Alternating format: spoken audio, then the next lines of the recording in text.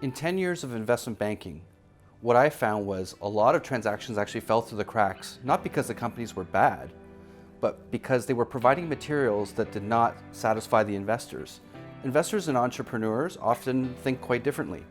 Entrepreneurs are a lot more passionate, they focus on their vision and they focus on their product, whereas the investor is taking a more analytical approach and checking boxes. This is why there's sometimes a misalignment when it comes to communication between the two. Today, I'd like to talk about the investor presentation. In my experience, there are 4 typical weaknesses that I see in an investor presentation. So let's jump into them.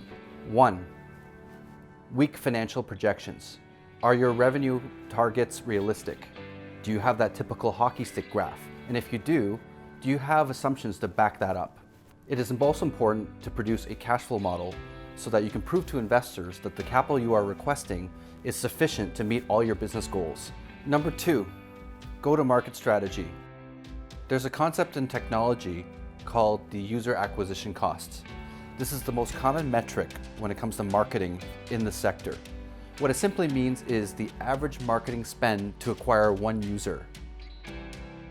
I've seen some presentations where companies will list their user acquisition cost, say $5 per user, and they'll list vague bullets on how they're going to get there, like Facebook ads, search engine optimization.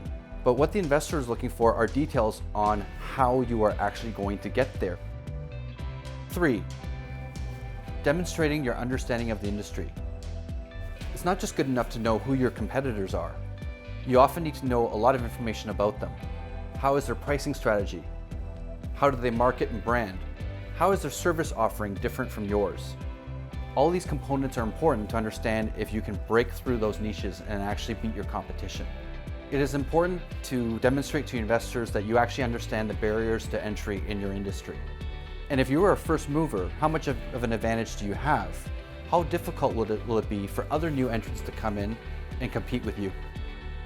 4, exit strategy. It's quite common for me actually to not even see this section in presentations because a lot of small businesses are focused on their operations. But from an investor perspective, they're interested in when they're able to cash out. Are you interested in doing an initial public offering? Are you planning to get acquired by a larger business? Or do you simply just want to pay dividends to your investors over a long period of time? This information is important for investors to understand. So that concludes my 4 points when it comes to weaknesses I've seen in presentations. I hope you found it helpful. Throughout my experience, I have raised millions of dollars of debt and equity with all types of investors in various industries.